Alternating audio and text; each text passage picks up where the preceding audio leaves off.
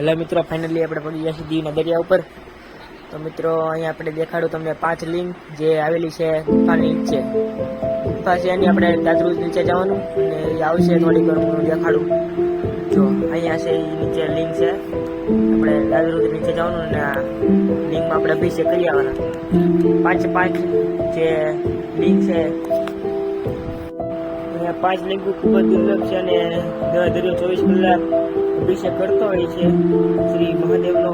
અને નજારો તમે જુઓ, હજી ગુફામાં થોડી નાની જગ્યામાં 5 લિંગો આવેલી છે લાઈનમાં અને દરિયો આવે અને એનાથી આપણે અભિષેક કરીએ કે નજારો ખૂબ જ સુંદર અહીં આવેલો છે. એકવાર દરિયો જોવો તમને નાહવાની પણ અહીંયા મજા આવશે. પાણી એકદમ તેલ જેવું ચોખ્ખું હોય છે. અત્યારે આ સમયમાં બાળકોના વેકેશન હાલતા હોય છે એટલે તમે અહીં અવશ્ય આવી શકો છો. મિત્રો આ નજારો લઈને હવે અમે તમને નજારો દેખાડીશું.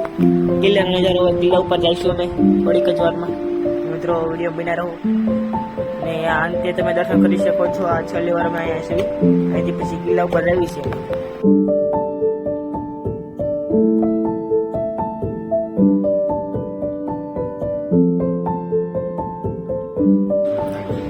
હાલો મિત્રો, હવે તમે જોઈ શકો છો હરખું દેખાય છે અને અહીંયા બહુ જાળવવું પડે નકર પછી ઘાયલ તમે થઈ ગઈ.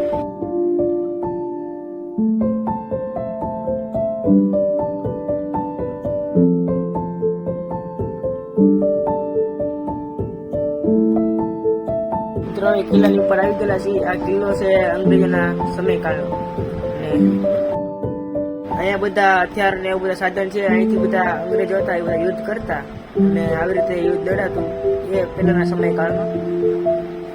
અને આખા કિલ્લા છે. કેટલો સમય થઈ ગયો હજી પણ એને જેવી તરાડો હોય હજી અડીખમ ઉભા છે. નજારો પણ અહીંથી ખૂબ જ સુંદર દેખાય છે.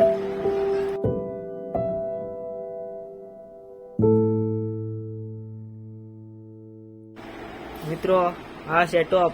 આ ટોપ થી બધા યુદ્ધ લડતા ને કેટલાય દેશ વિદેશીઓ અહીંયા આવે છે ખાલી આ ટોપનું ને બધું જૂનું પ્રાચીન વસ્તુ જોવા માટે અને દરિયાની મજા લેવા માટે.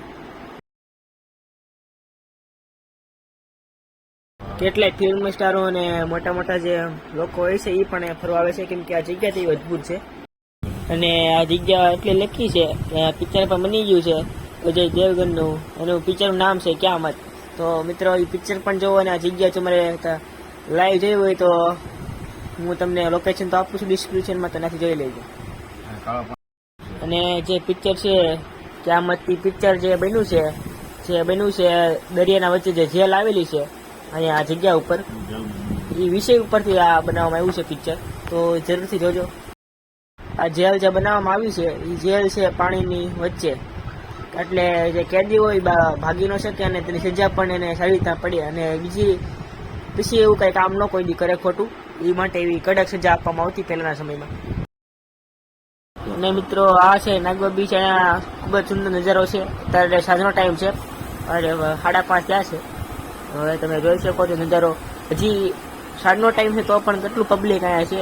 અને જે જેલ છે એ વચ્ચે આવેલી છે, પાણીની આ દરિયો છે જે એની વચ્ચે. તો મિત્રો વચ્ચે તમે આવો અને આનો આ જે જગ્યા છે એનો મજા નજારો લ્યો. છોકરાને પણ મજા આવે એવું છે. અને જે આ ઝૂમ મેં કર્યું છે ત્યાં લખેલું છે મોટા અક્ષરે દીવ. તો આ નજારા ઉપર જરૂર આવો અને વિડીયો કેવા લાગ્યો કમેન્ટમાં જરૂરથી જણાવજો. અને મિત્રો અહીંથી દેશ વિદેશથી લોકો અહીંયા ફરવા આવે છે, તો તમે પણ આવો એવી હું આશા રાખું છું. ને અહીંયા આપણો વિડીયો થોડીક વાર પૂરો કરવી છે. વિડીયો કેવો લાગ્યો કમેન્ટમાં જરૂરથી જણાવજો. લાઈક વિડીયોને કરવાની ભૂલતા જ નહીં અને સબસ્ક્રાઈબ ભૂલતા જ. બસ એરપોર્ટ એટલે કે એરોપ્લેન અને વગેરે વાહનો